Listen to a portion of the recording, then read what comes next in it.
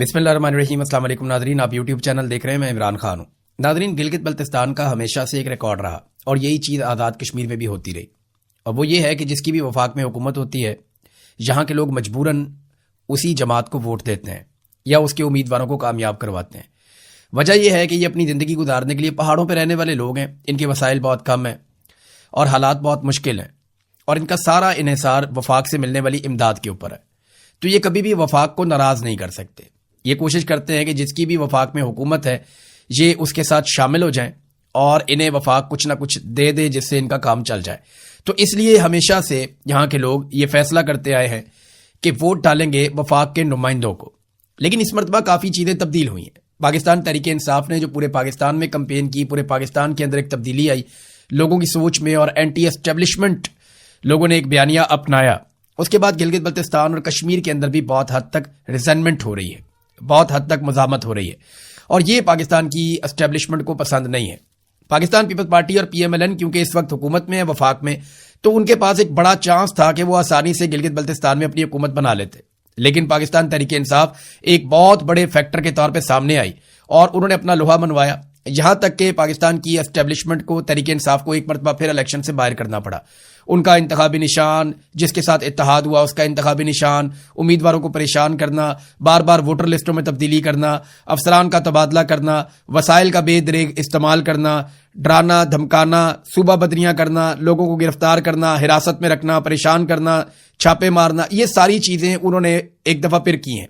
इंतखाबी निशान बार बार तब्दील भी किए हैं। ये सारा कुछ ये बता रहा है कि अब गिलगित बल्तिस्तान में और कश्मीर में रुझान तब्दील होने जा रहे हैं। अब ऐसा नहीं है कि वो लोग वफाक की मोहताजी के ऊपर रहना चाहते हैं, वो एक आज़ाद और खुद मुख्तार ज़िंदगी गुजारना चाहते हैं और अपनी ऐसी हुकूमतें बनाना चाहते हैं जो उनके हकूक उन तक पहुंचाएं। अब मेरे ख्याल में इसका सबसे अच्छा सलूशन ये है कि गिलगित बल्तिस्तान में ख़ास तौर पे, कश्मीर में आप इसको करें या ना करें, क्योंकि कश्मीर एक आज़ाद टेरिटरी है, कश्मीर एक आज़ाद मुल्क है और आज़ाद कश्मीर हम उसको कहते हैं। वो पाकिस्तान का आईनी नुक्ता नज़र से पाकिस्तान का हिस्सा नहीं है। हमारा ये नारा है कि कश्मीर बनेगा पाकिस्तान, लेकिन आईनी नुक्ता नज़र से वो पाकिस्तान का हिस्सा नहीं है। वज़ीर दाखिला मोहसिन नकवी ये बात कह भी चुके हैं और उन्होंने ये बात एक धमकी के अंदाज में कही थी कि कश्मीरी पाकिस्तान के आईनी शहरी नहीं है। अगर वो एहतजाज करने आएंगे तो ये पाकिस्तान की रियासत के ऊपर हमला तस्वुर किया जाएगा और दहशतगर्दी के मुकदमात दर्ज किए जाएंगे। लेकिन आ जाए वापस अपनी बात पे। मेरे ख्याल में गिलगित बल्तिस्तान का इलेक्शन कम से कम पाकिस्तान के बिल्कुल साथ ही होना चाहिए। उसे सूबे का स्टेटस देना चाहिए, वहां से कौमी असम्बली के फिर मेंबर्स भी बनने चाहिए। और गिलगित बल्तिस्तान का अगर वो आप नहीं कर सकते, मुकम्मल तौर पे उसे पाकिस्तान के साथ नहीं जोड़ सकते, एक मुतनाज़ टेरिटरी के तौर पे आप उसको देखते हैं, तो भी आपको कम से कम ये करना होगा कि उसका इलेक्शन पाकिस्तान के साथ ही हो जाए ताकि वहां के लोग आज़ादी के साथ अपनी राय का इजहार कर सकें, बजाय इसके कि वो वफाक की तरफ देखते रहे कि जिसकी हुकूमत वहां पे बनेगी या जो भी वहां पे मुसल्लत किया जाएगा हमें भी अपने ऊपर उसी को बैठाना है। तो ये चीज़ मुस्तकबिल में होनी चाहिए। अब इलेक्शन है कल के दिन में, आज रात को आप वीलॉग सुन रहे हैं, कल के दिन में गिलगित बल्तिस्तान के लोग फैसला करेंगे कि वो क्या सोचते हैं और उनके फैसले के बाद पाकिस्तान की मिलिट्री एस्टेब्लिशमेंट ये फैसला करेगी कि उन्होंने अपनी रविश तब्दील करनी है या तब्दील नहीं करनी। अब आ जाए जरा कश्मीर की जानिब। नादरीन, आज़ाद कश्मीर में कई मुकामात पर एहतजाज शुरू हो गया है, गिरफ्तारियां भी शुरू हो गई हैं। गिरफ्तारियों के हवाले से आज़ाद कश्मीर के तर्जुमान जो IG के तर्जुमान है, उन्होंने एक स्टेटमेंट जारी किया और यह बताया कि 72 अफराद को गिरफ्तार किया गया है वहां पे आज़ाद कश्मीर में। और साथ ही साथ ये भी कहा गया कि ये लोग शरपसंद हैं, कलदम तंजीम से इनका ताल्लुक है और इनके ताल्लुकात जो है वो गैर मुल्की अफराद से भी मिलते हैं। जब गैर मुल्की अफराद कहते हैं तो आपको डायरेक्ट आपका दिमाग जाता है कि शायद इंडिया के साथ मिलते हैं।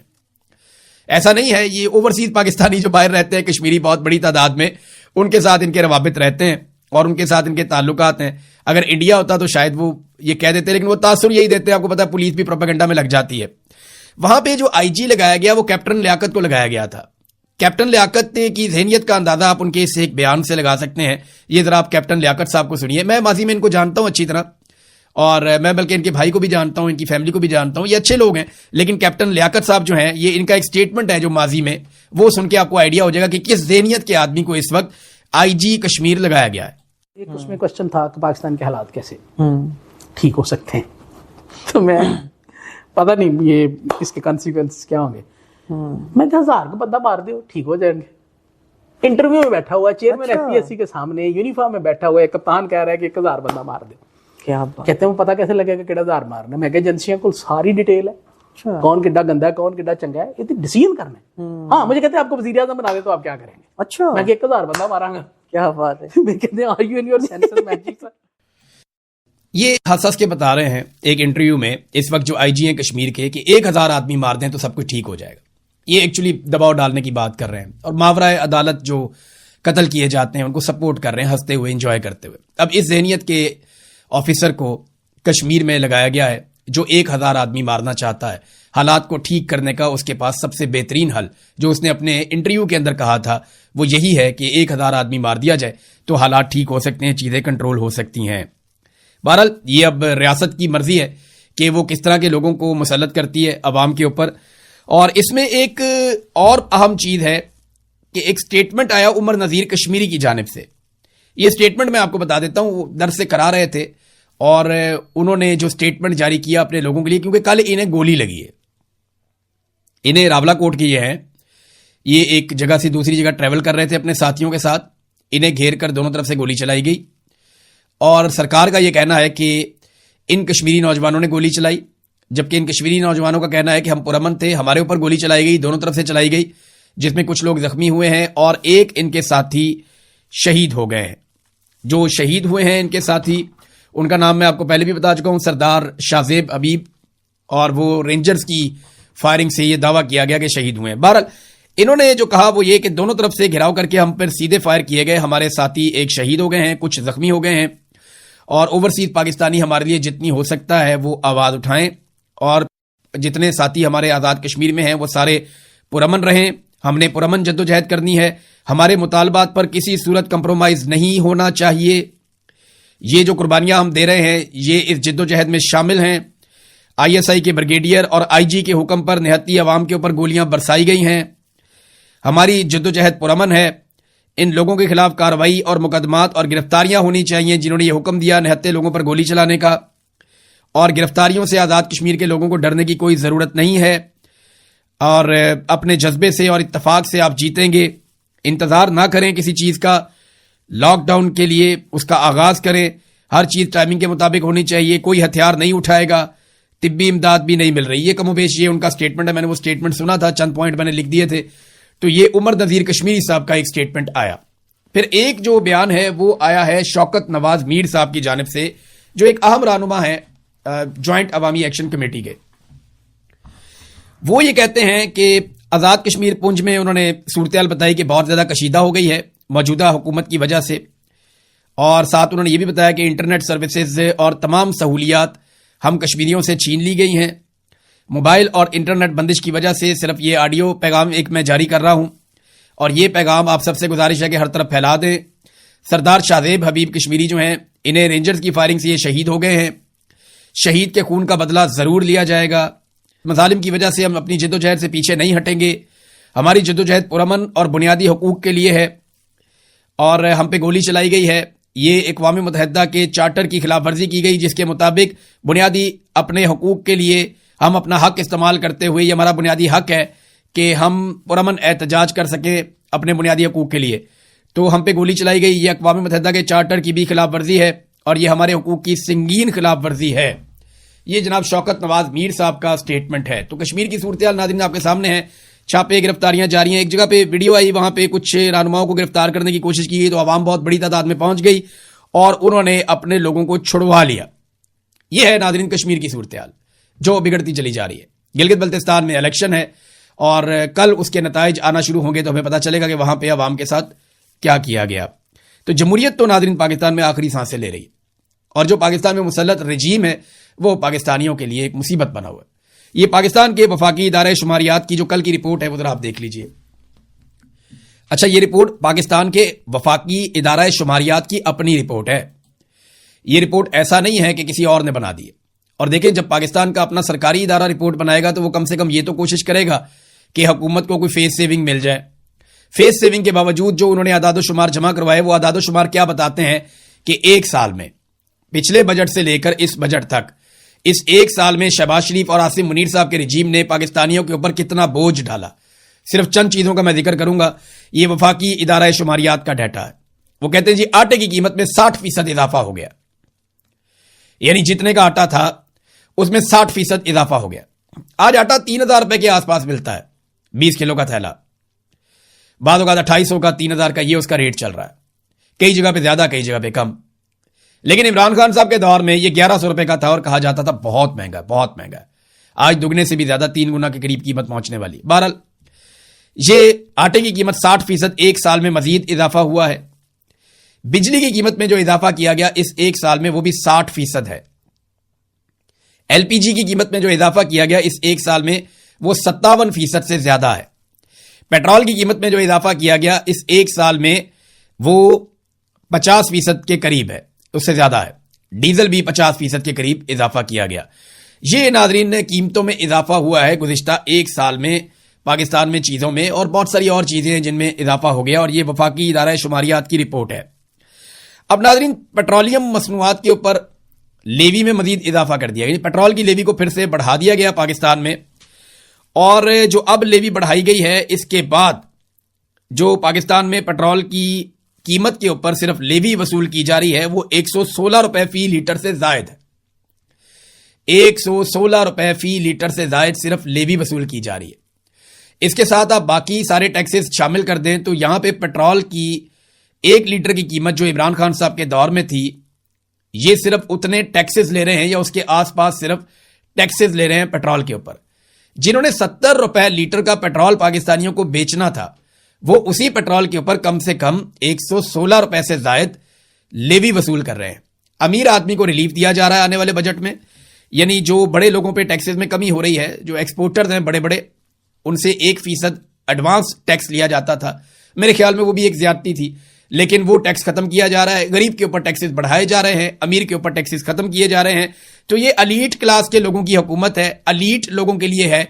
अमीरों की हुकूमत, अमीरों के लिए हुकूमत, अमीरों के मफादात, और गरीब आदमी को पीसने का सिलसिला जारी है।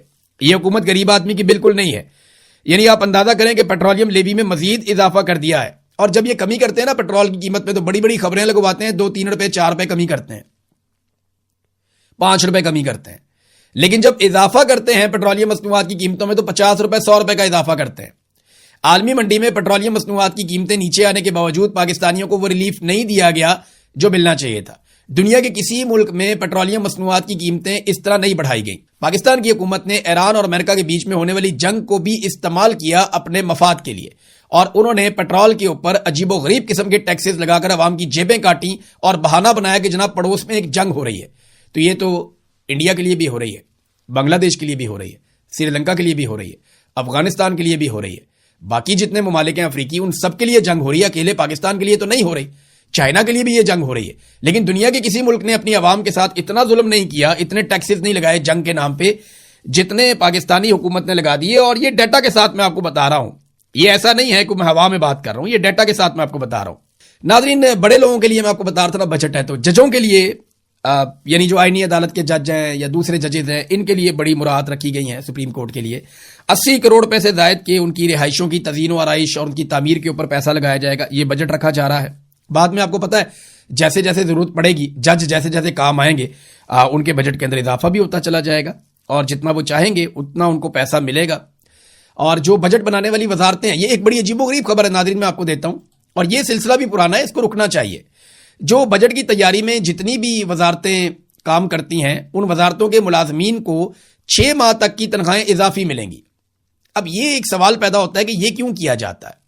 ये एजाजिया दर्जन से ज्यादा वजारतों के मुलाजमीन को पहले मिलता था मोहम्मद ज़ीशान अवान साहब के मुताबिक, और अब वजारत कानून और इंसाफ, कॉमर्स डिवीजन और AGPR को भी इसमें शामिल कर लिया गया है। सवाल यह पैदा होता है कि क्या इन मुलाजमीन को तनख्वाहें नहीं मिलती? क्या ये इन मुलाजमीन का ऑफिशियल काम नहीं है? जब आप इनसे बजट तैयार करवाते हैं तो आप 6 माह जितनी तनख्वाहें इनको क्यों देते हैं? क्या यह वजह है कि आप इनसे वो काम करवा रहे हैं जो आईनी और कानूनी नहीं है? क्या आप इनसे वो काम करवा रहे हैं जो आप नहीं चाहते कि दफ्तर से बाहर जाए, और उसकी वफादारी खरीदने के लिए आप 6-6 माह के पैसे दे रहे हैं? तो सवालात तो उठेंगे। जब आप ऐसी हरकतें करेंगे तो इन हरकतों पर सवालात तो उठेंगे। एक और नाज़रीन डाटा है, और द इकोनॉमिस्ट की रिपोर्ट है, पाकिस्तान के हवाले से अफसोसनाक रिपोर्ट है, लेकिन आपके सामने मैं पेश करता हूं। Militant violence in Pakistan is the worst it has been in a decade. पिछले 10 साल में पाकिस्तान में इतनी दहशतगर्दी कभी भी नहीं हुई जितनी दहशतगर्दी इस वक्त पाकिस्तान में है। یہ دا اکانومسٹ نے پاکستان کے حوالے سے ڈیٹا جاری کیا. انہوں نے لکھا عاصم منیر پاکستان کا ملٹری چیف ہے اور باہر تو وہ بڑا کام دکھا رہے ہیں, لیکن پاکستان کے اندر جو ملیٹنٹ وائلنس ہے وہ بدترین شکل اختیار کر چکا ہے پچھلی ایک دہائی میں. اب یہ ذرا آپ چارٹ دیکھ لیں جو جاری کیا گیا دا اکانومسٹ کی جانب سے. یہ دیکھیں جناب, یہ چارٹ ہے. 2017 میں دہشت گردی کے واقعات زیادہ تھے اور اس میں زیادہ لوگ شہید ہوئے تھے, انسیڈنٹ بھی زیادہ ہوئے تھے, انجریز بھی زیادہ ہوئی تھیں, شہادتیں بھی زیادہ ہوئی تھیں. لیکن پھر آپ یہ دیکھیں کہ 2018, 19, 20, 21, 22 یہ جب عمران خان صاحب کی حکومت آئی تو دہشت گردی نیچے جانا شروع ہو گئی. یہ آپ کو پورا ڈیٹا میں عمران خان صاحب کی حکومت کا دور آپ کو ملے گا جہاں پہ دہشت گردی کم ہوئی ہے, اور سب سے کم دہشت گردی جو ہے 2019, 20, 21 میں ہوئی ہے. پھر 2022 میں جب رجیم تبدیل کر دیا گیا تو دوبارہ سے پاکستان میں دہشت گردوں کو بائی ڈیزائن لایا گیا, جس کے اوپر بڑا شور بھی مچا. ہم نے بھی ویلاگز کیے تھے کہ دہشت گردوں کو لا کر بسایا جا رہا ہے. تو پھر دہشت گردی اوپر جانا شروع ہوئی, اور اوپر جاتے جاتے اب 2025 میں جو حالت ہو گئی دہشت گردی کے حوالے سے پاکستان کی, وہ یہ ہے کہ پچھلے 10 سال کے سارے ریکارڈ ٹوٹ گئے ہیں. بلکہ آپ 10 سال چھوڑیں, آپ 15-20 سال کے ریکارڈ بھی نکالیں گے نا تو آپ کو دہشت گردی کا یہ ریکارڈ, اتنی زیادہ دہشت گردی آپ کو بہت کم ملے گی. دہشت گردی کے کوئی 1250 انسیڈنٹ جو بڑے نمبر ہیں وہ رپورٹ ہوئے ہیں. جو شہادتیں ہیں وہ بہت بڑے پیمانے پر رپورٹ ہوئی ہیں, یعنی 750 کے قریب لوگ جو یہاں پہ ڈیٹا بتا رہا ہے وہ شہید ہوئے ہیں ان واقعات میں. تو یہ یہاں پہ توجہ ہونی چاہیے تھی عاصم منیر صاحب کی اور اسٹیبلشمنٹ کی اور ایجنسیوں کی, لیکن یہاں پہ بہت بڑا ایک فیلئر ہے اور پاکستان کی بدنامی ہو رہی ہے. جب کسی ملک میں دہشت گردی ہوتی ہے تو وہاں پہ لوگ سرمایہ کاری نہیں لے کر آتے, اور یہی ایک وجہ ہے کہ سرمایہ کاری جو بیرون ملک سے آتی ہے وہ 82% مزید کم ہوئی ہے گزشتہ 2 سالوں میں. ناظرین, یہ کہنے میں کبھی برا بھی لگتا ہے لیکن پاکستان کے مقابلے میں انڈیا میں ڈیموکریسی کچھ زیادہ ہے.